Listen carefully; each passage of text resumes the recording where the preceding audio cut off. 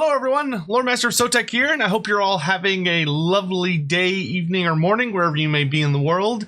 And there is quite a bit of things to talk about. So there's a whole bunch of videos that I have planned. I'm working on a whole bunch of scripts about a lot of different things.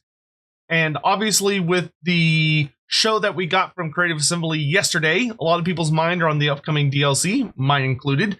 And it occurred to me while I was working on typing up a bunch of stuff about the end times and like the end times units and what all that means, that I haven't actually done my Greenskin prediction video yet. I thought I had, but I hadn't. I've just done the video where I talked about like, oh, how old is Gorbad Ironclaw? Could he still be around and all that stuff? Which if you haven't checked out that video, please do. We delve into a lot of really awesome lore in that video. And I show off a lot of like first-hand sources and stuff and a bunch of things. And it's actually a pretty fun one. But regardless, I think it is time to hurry up and get in my full thoughts and predictions about the Greenskins before CA does another one of these shows and they inevitably end up revealing everything in the DLC, probably. So let's go ahead and talk about Greenskins. So we did talk about Khorne. We've already talked about ogres, but this is the last main thing. So I had already kind of formulated what my core set of predictions is, and so far so good, as I did predict the Savage Orc Great Shaman, which is awesome. But let's go ahead and just kind of go down the list. So we already know we're getting Gorbad Ironclaw, and they talked a little bit in the video about what his mechanics could theoretically be. It is worth noting that it's not locked in necessarily, but that is their current that's their current plan. We'll see how it does in its beta testing and stuff like that with their testing groups. But this is, I think he's going to be awesome. I think the mechanics they've talked about so far are really cool. I will be doing some mechanic focused videos. Like I have finished typing up my script for Ogre Kingdom mechanics, though I obviously have to make a slight edit to that video with the news about how Goldfag's contracts are going to work. But that still leaves us with all the Greenskin units, and then I'll do videos about their mechanics later this week. Though I'm hoping I can finish the end time script today so I can get that out tomorrow, and then we can sort of go from there. But in any event, what do I think is going to be the main overall focus of the Gorbad Ironclaw DLC in regard to characters, units, etc., etc.? So starting at the top, I will go ahead and get in with the legendary hero. Now, this one's kind of tricky because the thing about the Gorbad Ironclaw DLC is that it very much, based on how they've been talking about it and what the few things we know about what's in it, to me, it really feels like it's coming off as they really want to have like a mixed theme for the Greenskins, because the whole thing about Gorbad is that he utilizes the entirety of the Greenskin roster. You know, he is a character that genuinely is very thoughtful about how to make the best use out of the various wild creatures and rampaging lads that he's got roaming around. And so he kind of breaks the mold in a lot of ways from what we tend to expect with Greenskin characters, where they often have armies that emulate what type of Greenskin they are. So, typically Skarsnik is very heavily associated with Night Goblins and Squigs and that kind of stuff. And then you have Grimgor Ironhides very heavily associated with Black Orcs. And then you have Grom the Paunch is very heavily associated with more fast-moving things like chariots and such. Like, they all kind of have little strong themes. And Gorbad doesn't necessarily fit that formula, not because there's nothing that could be themed around him, as he is the boar character. So, there is that theming of he should definitely have a skill or a trait or something that really buffs the hell out of all the boar boys that he's got access to. But he really is a character that you can uniquely have come with literally anything, and it makes sense for him really, really well. So this provides an opportunity to have a DLC where you're going to be bringing in things that don't really have another place, and this is kind of their last chance to get in. I do want to say that I genuinely and deeply believe that there can be at least one more Greenskin DLC of this size, which is mostly focused on forest goblins with a couple of minor additions. But for the sake of this video, I'm actually not going to talk about any forest goblin stuff because I think they would do well in their own content, their own focus. So with knowing that I'm not going to be touching forest goblins because I think they could be in their own thing, what does that leave us with? Well, I think the overall goal is going to be to try and have a blend of orc, goblin, and interestingly enough, squigs. Because squigs are in a bit of a weird place where in a perfect world, they would have come with Scarsnake. But Scarsnake ended up having more of a heavy mix of goblin and squig. And he only got the 2 squig units, which is fine, but that leaves quite a few that still need to be added to the game. But Gorbad is known quite well for using squigs.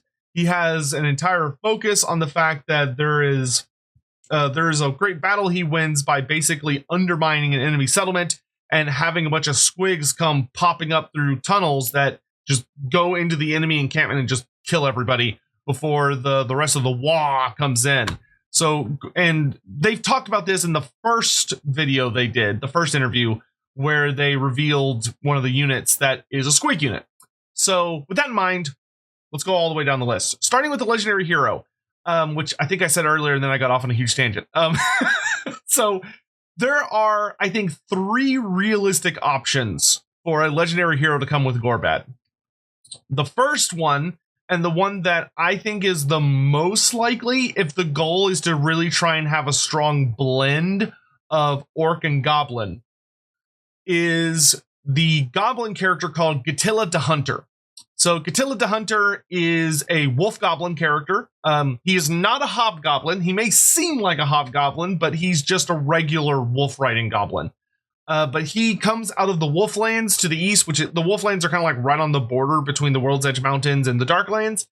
And he comes riding out of there at the head of the Howlers, which are a unit that actually got evolved in Total War into the Moon Howlers, which you may know as a really awesome regiment of renown. They are Gitilla's lads. And Gitilla is a pretty interesting character. He's a bit more of he has much more of a dog of war type leaning compared to most other Greenskin characters.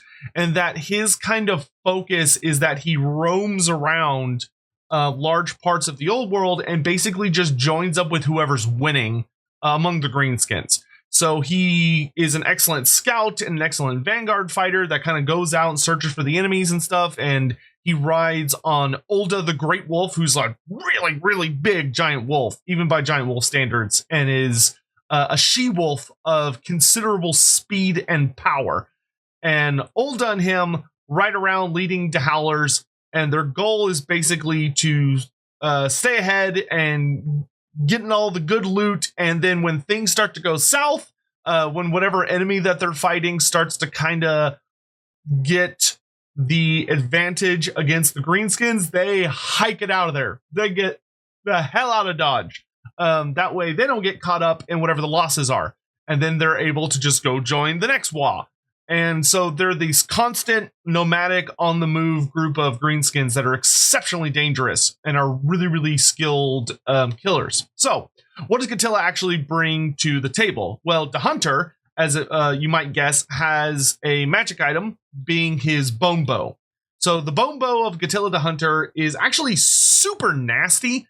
It was a regular bow, so it's not like an elven longbow or anything, so it wasn't like crazy long range. But it's a regular bow that was known to have, so it had like good range, but it shot multiple shots and had the quick to fire rule, which means that he was just riding around shooting basically with very, very few penalties and was firing 3 shots every time. So I kind of imagine him as a character that's able to fire while moving, has extremely high movement. I'm talking like around 90 movement, if not higher, and is able to just constantly shoot. And when he shoots, shooting quite literally multiple arrows. I could see the bone bow itself having maybe an active ability where he shoots a volley, either similar to, we have quite a few characters like Orion, where he, shoots his bow up into the air and it comes down as like a hail of arrows. So they could do something like that. But I imagine, or it could be something more like the Wood Elf system where he targets an enemy and he fires like a set of projectiles that kind of fly through the air and hit them. But I'm expecting him to have a fairly rapid rate of fire, lots of ammo, and to bring a lot of buffs for your various wolf riding units. He also has a defensive magic item called Distinky Pelt, which gave him a very, very high armor save for a goblin on a wolf. Because with the bonus he got for being mounted as well, he actually was running around with a extremely high armor save, basically like slightly better than chaos armor. Not quite as good as like heavy cavalry, but better than light cavalry. The average wolf goblin had like a 5-up armor save, and Gitilla was sitting there at a very comfortable 3+ armor save. But that's basically his whole little story. He's got a spear, so decent charge bonus and stuff. I imagine they could give him some fun rules for causing fear, maybe allowing all wolf riders to cause fear as they howl before they charge in, making them kind of similar to the Kislevite cavalry. And I could even see him having the Glorious Charge rule, maybe adding Glorious Charge to the wolf riders in his army. Just a character that really takes a specific subset of units in your faction and dials them up to 11, and providing some really fun bonuses to the army he joins. So I think that's the most likely character, but there are 2 other significant options. The second option is Snagla Grobspit. So Snagla Grobspit is the Forest Goblin special character, who is a Forest Goblin that rides on a particularly nasty giant spider that has kind of like a unique design to it. And the whole thing about Snagla is that he's the last living member of his tribe. So he's alone, and after the Death Creepers, I think it was, are the unit that's associated with him. So the Death Creepers, which are another regiment of renown that we have already in Total War Warhammer, are the unit surrounding Snagla Grobspit. And the big thing about him is that the Empire over in, I want to say it was either the Drakewald or the Reichwald. I can't remember which forest it is. But basically, Snagla was out on a patrol or doing something else away from his tribe, and the Empire came in and just wiped everybody out. They killed everybody. They even killed the Arachnarok that his tribe worshipped, as a living embodiment of the spider god. So when he comes back, he decides to declare revenge, and he has like a deep, extreme hatred for the Empire, and he basically runs around leading extremely deadly ambushes against the Empire at every possible opportunity to get revenge for his tribe that was wiped out. Now, the thing about him is he's not quite as exciting as a lot of people sometimes think he is, because I've seen him show up in people's prediction lists as a Legendary Lord, and I just don't think he's really Legendary Lord material, because a lot of people seem to think he rides a gigantic spider, and he doesn't. He just rides a basic giant spider, which, for those that don't know, a gigantic spider, we don't have it in game yet, but it's a monstrous cavalry version of the giant spider. So you have 3 tiers of spider, or actually more like 4 tiers, but the 3 tiers of spiders that are important. You have your Arachnarok at the absolute top, then you have your gigantic spider, and then you have your giant spider. So I think Snagla Grobspit is a super awesome character. He's got like a really crazy spear javelin thing called the Fang Spike, which allows him to run around just shanking the crap out of people. And then he has the Sting of Snagla, which is a javelin that he throws at people. But he can only do it once per game. It was very, very powerful, but because of that, it was okay. But he was a pretty nasty character, all things considered. He had some really good stuff. A lot of poison themes, was good at dealing a lot of damage, but he was very squishy and had like no defense. So you basically relied very heavily on trying to sneak him in or cover him with lots of spider riders and get him into the target that you were hoping he'd kill. But in any event, I don't think now is the time for Snagla, because I want to see him in a Forest Goblin DLC. And that's something I'll talk about later. But I really hope to get a Forest Goblin DLC with its own Legendary Lord, with Snagla as the Legendary Hero in that. So I am hoping he is not the option they're going to go with for this DLC. And then that leads us with the last option, which is an Orc character rather than a Goblin character. Because interestingly enough, the Greenskins don't actually have that many Legendary Heroes on tabletop. There are a lot of Greenskin characters in the lore, but not a lot of them are playable, and most of what they had were lords.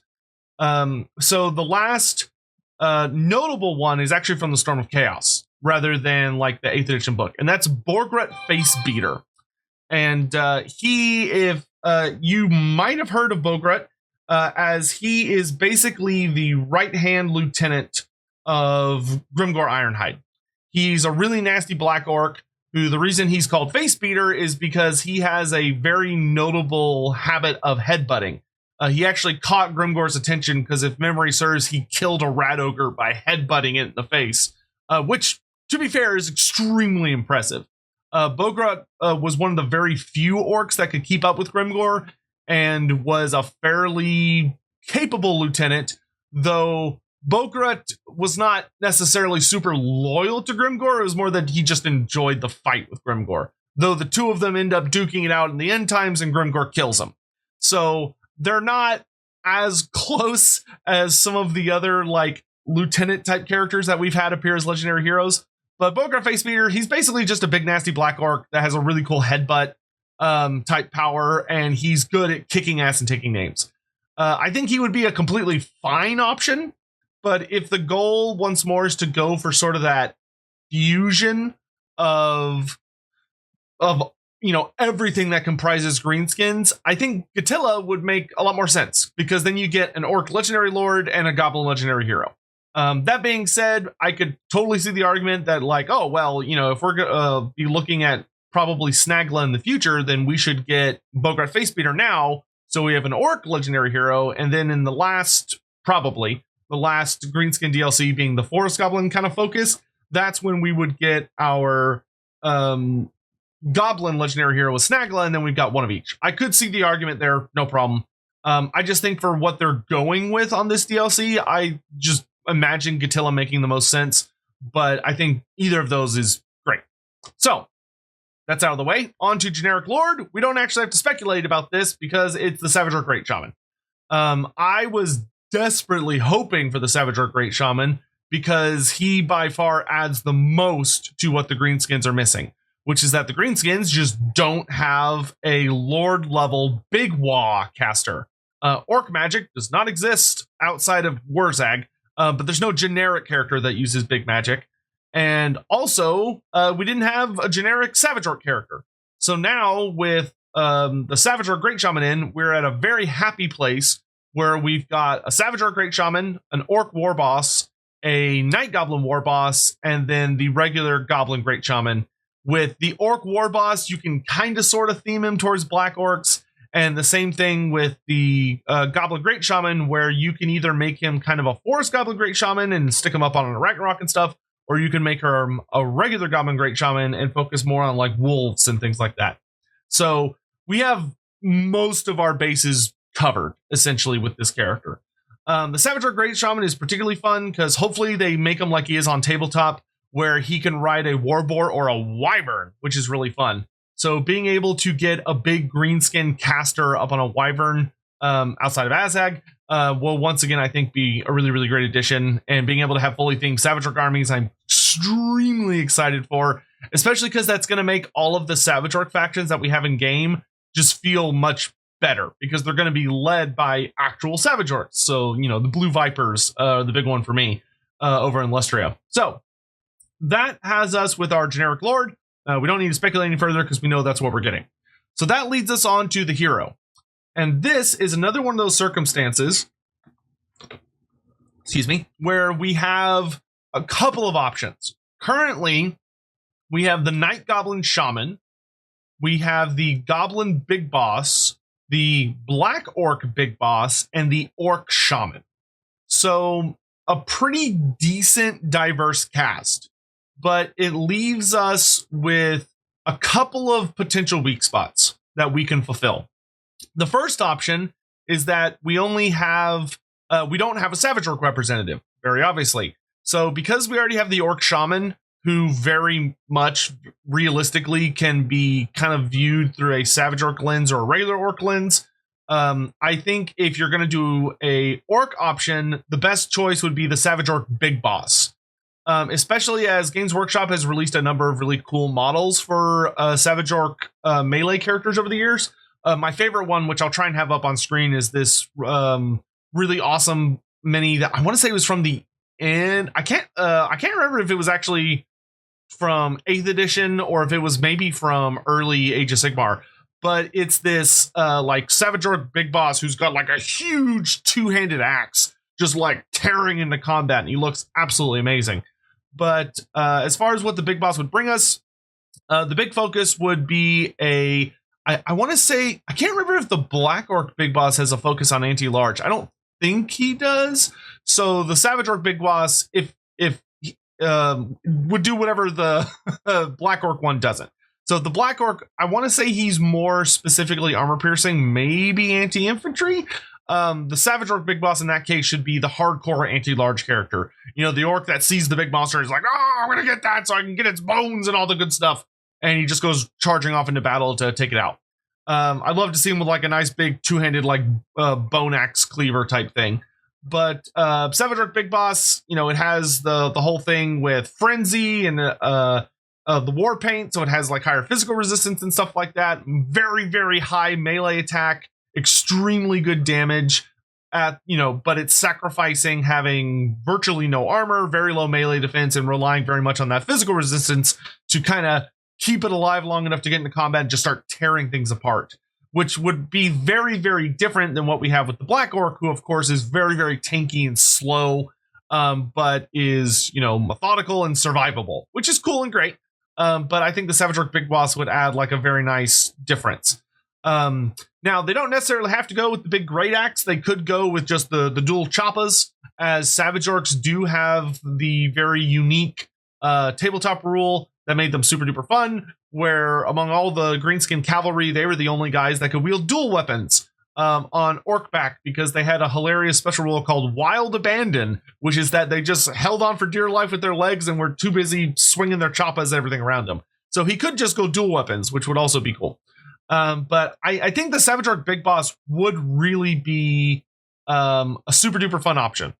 Granted, that would have us looking at a very heavy Savage Orc theme for the characters. So once again, I think the other realistic option would be that would provide something genuinely a bit different, would be either the regular Goblin Shaman or the Night Goblin Big Boss. And basically what you're looking at there is that what the Night Goblin Big Boss would bring to the table that the regular Goblin Big Boss does not is that he has the ability to ride a cave squig. So he can ride a cave squig just like the Lord can. So it allows him to bounce around, be super fast, poison attacks, you know, nice assassin focused character who could have some fun special rules that add some various little gimmicks and nasties. He could have some fun interactions. And I will note that I am predicting that there's going to be quite a few squig units coming in with this DLC. So a Night Goblin Big Boss could make a lot of sense because of that interaction with squigs. Of that, he not only rides on a squig, but he could have some fun special rules regarding squig units, especially like with the amount of squigs that we could be potentially looking at.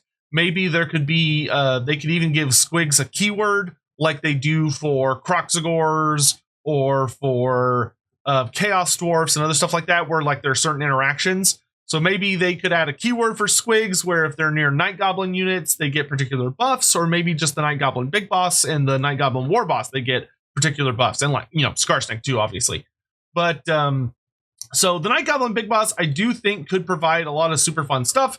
But the biggest thing is that he just gives you a Night Goblin themed melee hero who can ride a great cave squig, which makes him notably different than the Shaman, who cannot, and obviously is a wizard, and then the regular Goblin Big Boss, who also cannot. You know, he can only ride wolves and spiders and chariots, though we're still waiting for Creative Assembly to activate the chariot mounts.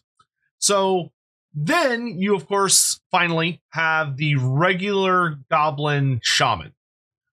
This guy, I am once again going to kind of come in and say, I think he would be better for a Forest Goblin DLC. Because then instead of just having like a basic bitch Goblin, which you could still do, where it rides on, you're like, oh, well, you know, if we have the regular Goblin Shaman, he can ride on a giant wolf and a Goblin Wolf Chariot. But he cannot actually ride spiders. That is not an available option for him in tabletop. So this would quite literally just be a wolf goblin focused character where he can be on foot, he can ride a giant wolf to be super duper fast, or he can ride a Goblin Wolf Chariot. Now, I do think there is a lot of strength to say, well, that Goblin Shaman would provide better variants, because that would give something that is genuinely very different from what we have in the hero cast with the Greenskins, which is a fast moving Goblin caster for the hero slot. Because currently the only little walk caster for heroes is the Night Goblin Shaman, who cannot ride mounts. He's on foot only. So he relies more on stealth, but is overall very slow. He can't run that quick. So giving us a regular Goblin Shaman with access to giant wolves and Goblin Wolf Chariots would give us a little walk caster who is super duper duper duper fast. So he's able to reposition very easily. If you get him up on a chariot, then he could theoretically have like an archer that's shooting people to harass, and then he's like able to run people over. And it would be very, very good at chasing off like fleeing enemy units and stuff. So I'm kind of on the fence on this one. I think for the heroes that we have, the option that would provide the most utility would be the regular Goblin Shaman that can ride on wolves. Genuinely. I think the most interesting option as far as adding like would be the Savage Orc Big Boss, but a part of me fears that would be a little too much Savage Orc among the characters. But you may be watching and go, well, I don't give a shit about that, and I think that's cool. So do let me know what y'all think in regards to the legendary hero and the generic hero option, because those are the two where I'm like, ooh, there's a lot of different ways they could go with this. So do let me know down in the comment section what your thoughts are on that. So beyond that, we're on to the 5 units, which I actually feel pretty good about this one. So the only one that we've had confirmed so far, at least I consider it confirmed, is the Colossal Squig, because they made kind of a cheeky reference to the Colossal Squig during the first developer interview.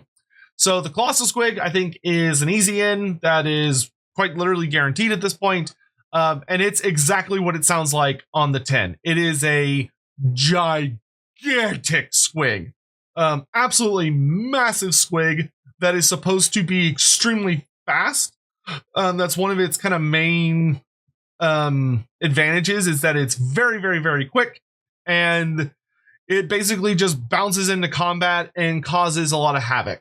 It also had some pretty interesting it had a rather hilarious tabletop rule. The Colossal Squig was a very, very cheap monster, because to be fair, it was kind of trash, where it had like pretty good toughness and quite a few wounds, but it was like, it had a like terrible leadership. It didn't have a lot of attacks, and it had like one of the worst weapon skills. It basically was a really cheap monster that would just bounce into things, and if you got lucky, it'd kill some stuff, but most of the time it wasn't that great. But it did have one really hilarious special rule, which is called Falls Apart, which is that basically squigs are just kind of big flesh balloons. So when a Colossal Squig dies, it kind of just like pops or like basically sort of explodes in like this sludgy mess of just like this that is dangerous to things around it. So when they die, they kind of exploded. Not in like a oh my god, horrifying explosion. Like, it wasn't a super impressive attack, but still, like, there is something to be said for a unit that causes damage when it dies.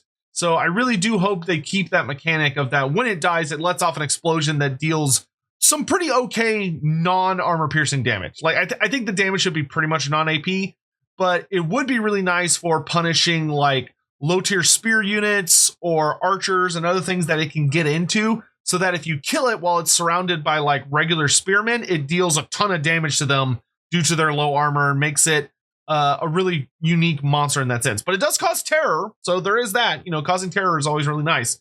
So, but Colossal Squig, definitely. Speaking of squigs, there are 2 other types that I think are going to come in this DLC, and they are the last 2 that we're missing from the game.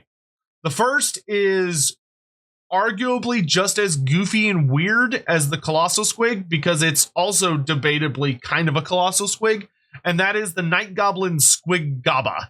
So a Squig Gobba is... The tabletop model is very weird, especially because it never really got like a full release. The model did, but not like the rules or anything, because it was with the Giant River Troll Hag, where the book that it was supposed to come out with just kind of never came out.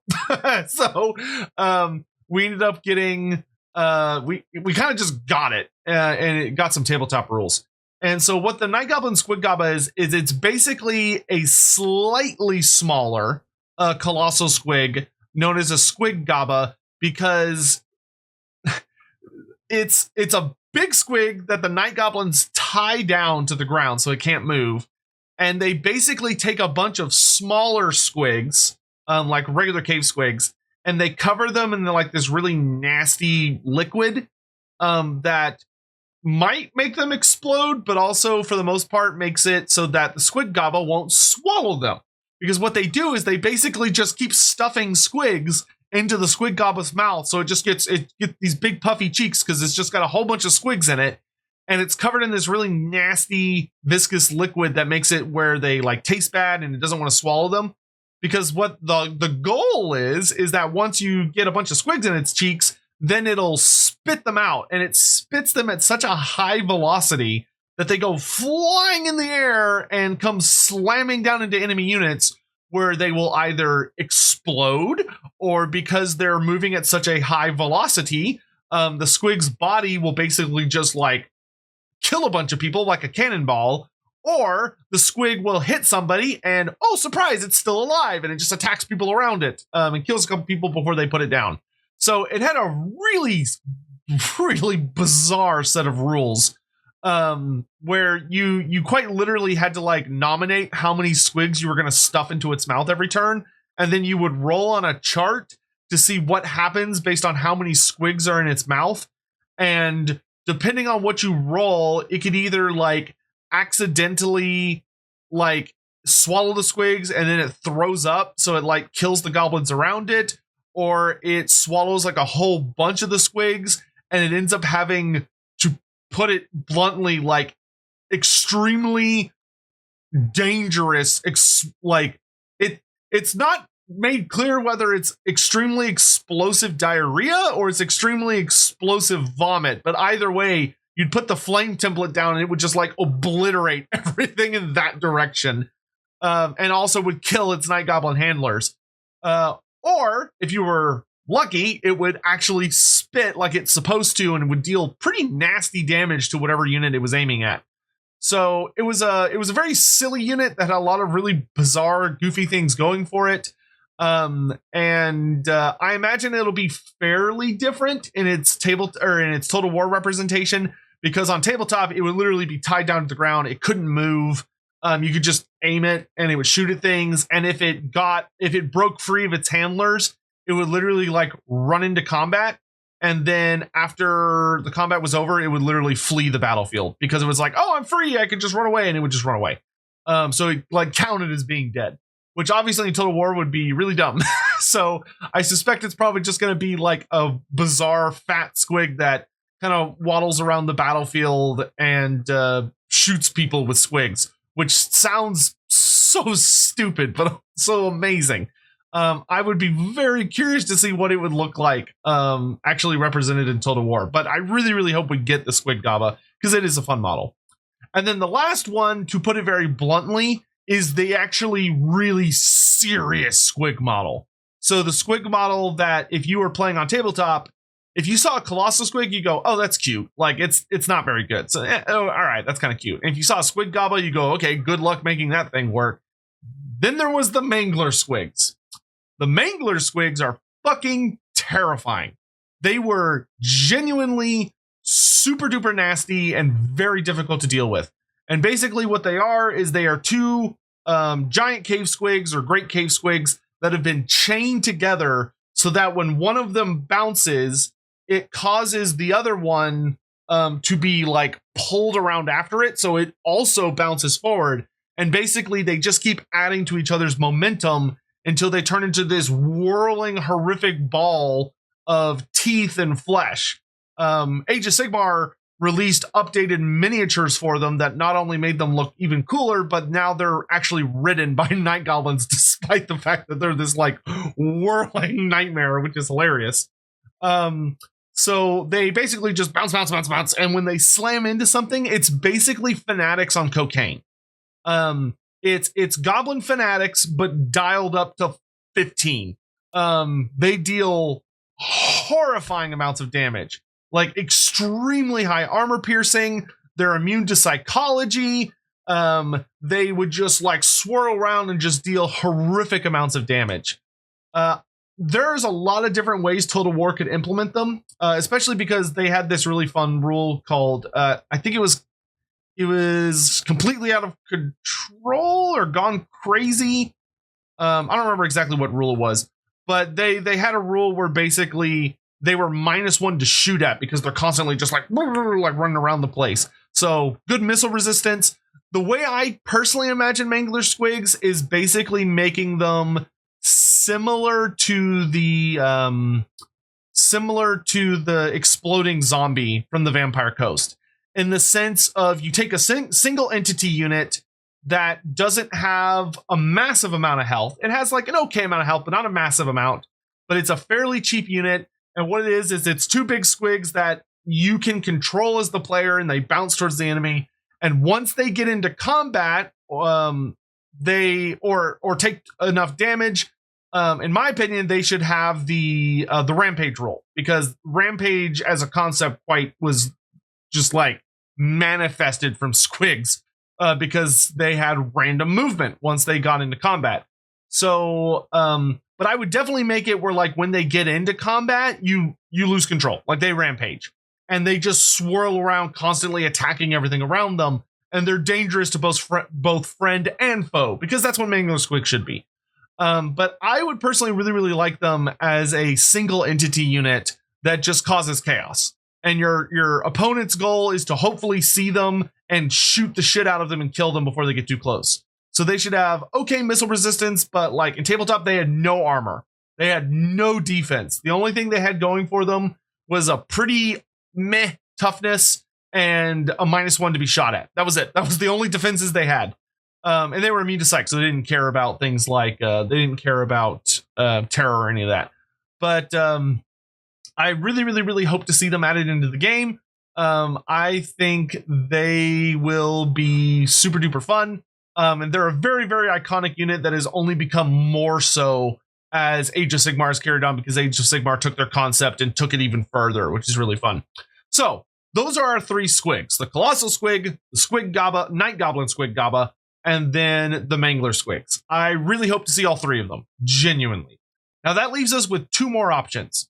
And for the last two options, I would go with the last actual kind of separate entities that we see from the tabletop army, which the first of those very easily is the Goblin Spear Throwa. So back in 8th edition in Warhammer Fantasy, the model was called the Goblin Spear Chukka.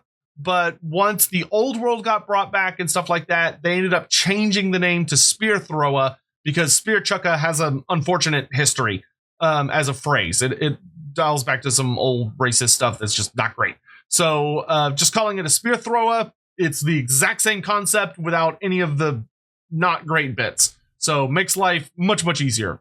So what is fun about Goblin Spear Chukkas is that they were hilarious because they were super duper cheap. One of the cheapest war machines, I think the cheapest war machine in the entire game. And the whole gimmick behind them is that they were so cheap that you could take lots of them, and they were bolt throwers, but they were really inaccurate bolt throwers. And of all the bolt throwers in the entirety of the Warhammer Fantasy setting, they were the only bolt throwers in the game that could misfire because they had a rule called slipshod. So there was a chance that the goblins would fire it and it would just blow up, which is amazing. Now, obviously, in Total War Warhammer, we do not have misfiring as a rule for artillery. The artillery have gone through proper OSHA standards in Warhammer, Total War Warhammer, so they are they're less prone to exploding. But for the Goblin Spear Chucka, the real goal would be to make the worst bolt thrower unit in the game, but it's cheap. It's cheap. You get a whole bunch of entities in the unit, like at least 8. Maybe even more. Somewhere between 8 to 12 bolt throwers, like just a stupid amount of bolt throwers. But they are fairly inaccurate, and they're like all of their shooting characteristics are worse than the elf bolt throwers or the dwarf bolt throwers. Like they're just garbo when it comes to being bolt throwers. But I think they could be a lot of fun. And the really, really nice thing is something that I really hope we would get as free LC, either with that DLC or afterwards, would be for the Hobgoblins to get their version of the Spear Thrower, because a Hobgoblin Bolt Thrower is a thing and was part of the Chaos Dwarf roster, but unfortunately we didn't get it with the Chaos Dwarfs. And I imagine it would hopefully be very easy to just, switch out the crew for Hobgoblins. Because other than that, they're literally the exact same. So it would be very, very nice to see the Goblin Spear Thrower and Hobgoblin Bolt Thrower added to the game, but I'm really pulling for the Goblin Spear Thrower. And then the last unit, and one of my personal favorites that I would really want to see with this to support coming along with the Savage Orc Great Shaman and potentially Savage Orc Big Boss, is the Savage Orc Big Stabba. And the Big Stabba is a big old giant spear that's carried, or stabba, that's carried by 2 orcs. Because contrary to popular belief, orcs, there's actually a really funny joke about this in Total War where they added the new orc spears. And if you go into like their little description on their unit card, they say something along the lines of like, it's still a choppa, to justify the fact that they don't have new audio. So, it's the exact same audio as the regular orc boys. So they were like, oh, well, we'll just put this in as a cheeky little thing. Because in reality, orcs don't call spears choppas, they call them stabbas. At least in most of the setting. But I'm very, very fine with CA doing it the way they did, because I do genuinely find it really funny that they're like, no, they're still choppas. Chop with spear, that's how you use a spear, you chop. But the Big Stabba is this huge colossal spear that's carried by 2 Savage Orcs, and they basically run forward and just like, nah, and just stab with it. And it had unique interactions with large entities. In tabletop, it was one of the few things in the game that actually did bonus damage when striking units with the large target rule, where it would deal a bunch of extra wounds.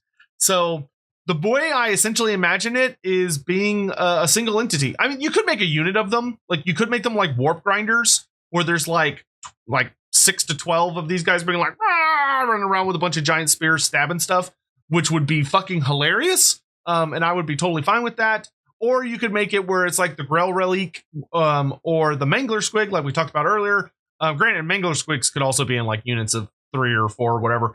But you could also have it where it's a single entity and it's just 2 guys that run around with the big spear. I will say that if you go with the single entity option, then it needs to be a support piece that also can deal devastating damage to enemy targets.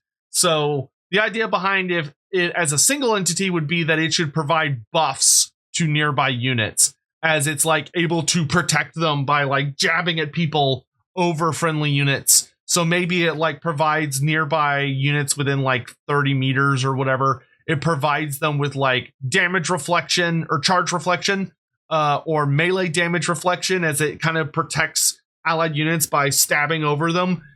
In addition to it should have a very large charge bonus, high armor piercing damage, and very high anti-large. Like, this thing should be designed to kill large entities. It should be the nightmare piece for large entities.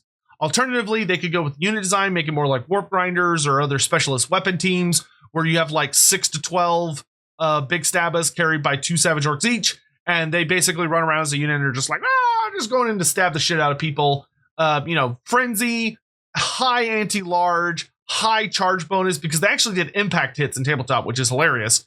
But you know, really, really lean into that. And that is everything. That brings us to the end of my list. So just to reiterate and going with my personal thoughts, I think I personally am leaning into, so you have Gorbad Ironclaw, and then I think Gitilla the Hunter, then the Savage Orc Great Shaman. I think the Goblin Shaman, the hero choice is really hard for me. So the Goblin Shaman, I think, would add the most, I think. And then your Mangler Squigs, your Colossal Squig, your Squig Gobba, your Goblin Spear Throwa, and your Savage Orc Big Stabba. So that is my list of what I am hoping to see with the Greenskins. Hopefully, I am at least somewhat accurate. But if not, you know, whatever. We'll see what we get. Please let me know down below what are your thoughts on the things I talked about. I'd really like to hear your thoughts on what your preferred like legendary hero and hero option would be, and why. Like, explain to me like why you would favor, say, Gitilla over Snagla, or why you'd prefer Borgut Facebeater over Gitilla, or whatever. And the same thing for the hero of what's your preferred choice and why. And also, if there's any units that you think that I did not talk about that you're like, oh no, that's stupid, they should absolutely be in this DLC. Let me know. You know, there are more units that we need. You know, I'd love to see Snotling Swarms. I really want to get gigantic Spider Riders as like a more elite monstrous cavalry unit, because that would actually give us a elite Goblin cavalry unit, which would be super fucking cool. You know, things like that.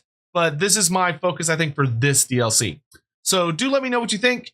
I really appreciate you all watching. There's a lot of really exciting things going on. I'm looking really forward to talking about the end times units, and that script is coming along well because I want to make sure I really have my thoughts coherent for that. And we're going to be talking about a lot of lore in that video about like what are all of the end times units, who are they, like who the fuck is Scar Bloodwrath, what are Wrathmongers, what are Blood Reapers, who the hell are these guys? We're going to go into all their details and talk about what they are, what they might bring to the game and stuff like that. So please look forward to that. And I've also got my script finished for the Ogre Mechanics video, so that'll be coming out either tomorrow or the day after, depending on when the End Times video is ready. And there's other stuff that I know you're all eagerly waiting for also in the pipeline. So thank you all for spending some time with me today, and I'll talk to you again soon. Bye.